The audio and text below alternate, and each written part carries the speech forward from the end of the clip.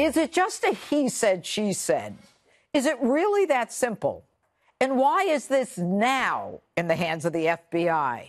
Why?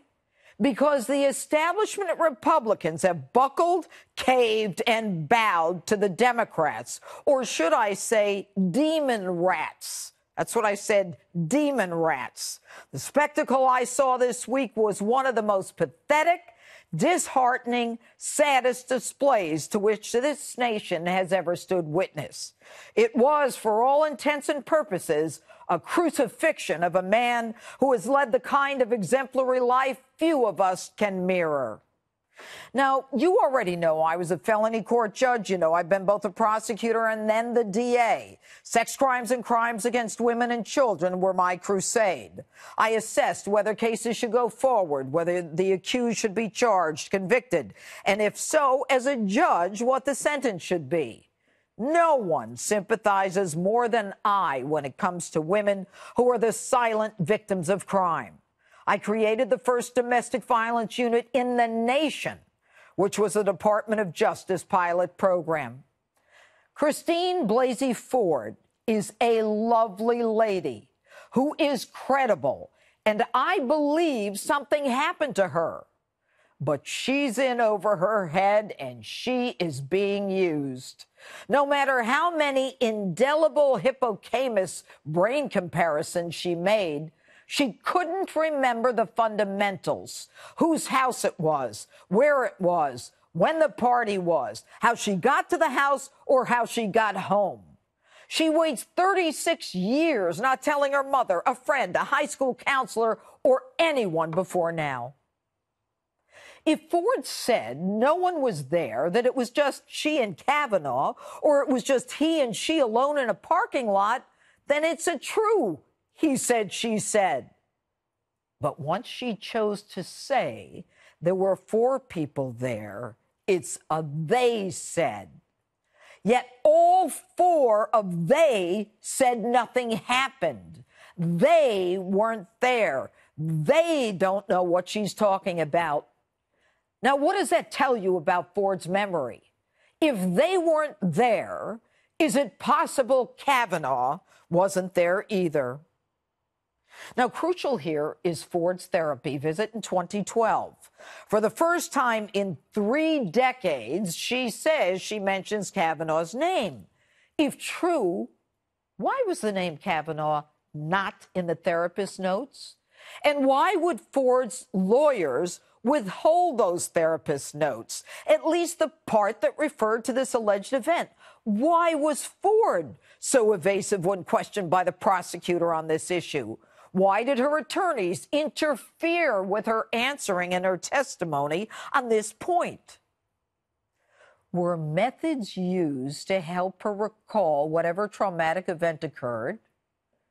If a rape victim undergoes hypnosis sometime prior to testimony for the purpose of refreshing her memory of the incident, the court and jury is entitled to know. Because of the risk of confabulation of recent events, like television, newspapers, that impact one's memory, it is not a reliable means of refreshing one's recollection. Ford's attorneys even said she was afraid to fly and had to drive across the country. Yet we now know she was never told the committee was willing to come to her. We find out she's not afraid to fly. The woman's flown all over the country and the world, the South Pacific and Hawaii. But move all of that out of the way. What we're really dealing with here is hypocrisy, not who's right and wrong, who's guilty, who's innocent. This is about people desperate to win at all costs. Take a man and his family down, no problem. It's the battle of the hypocrites. Now, Jeff Flake is the perfect example. He says after the hearing, he's going to vote for Kavanaugh. But the man buckles after 2 women scream at him while preventing his elevator door from closing. Look at me when I'm talking to you. You're telling me that my assault doesn't matter.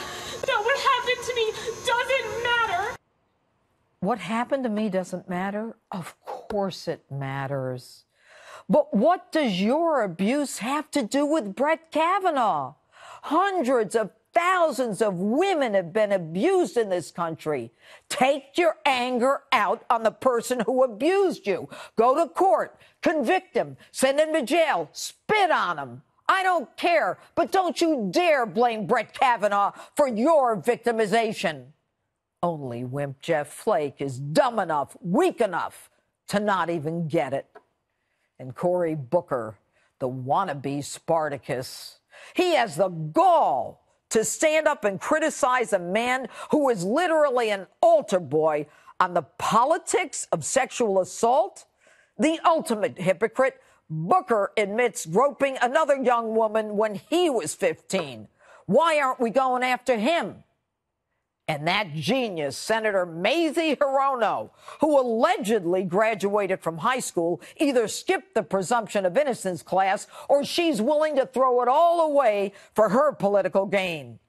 And Mazie, your hypocrisy knows no bounds. When you have the nerve to say the Republicans have tossed out the rules, you're the one who declared Kavanaugh guilty before hearing any testimony, simply because it was a woman who was the accuser, and all you men shut up. And you're willing to openly say conservatives are simply not entitled to the presumption of innocence? Who are you? But my favorite, Dianne Feinstein. Madam, you don't deserve to be in the United States Senate, and no one can believe anything you have to say. Each of these allegations should be investigated by the FBI. 2 days ago, you called for an FBI investigation. What a shock. Why didn't you ask for it in July when you got the Ford letter? You didn't ask for it because you're a hypocrite.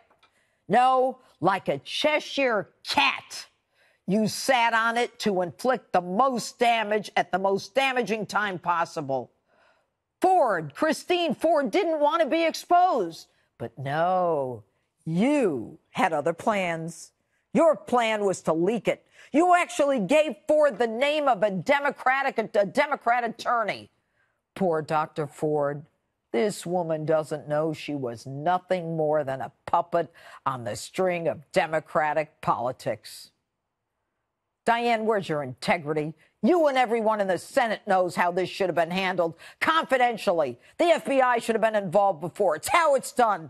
No one has any respect for you. But in the end, Lindsey Graham said it best. There is no way to investigate something that happened 35 years ago when you can't tell them the month, the location. So this is not about getting to the truth. And that's the opening statement. If you like my opening statements, you'll love my new book, New York Times #1 bestseller, Liars, Leakers, and Liberals, which I shamelessly try to advance on this show.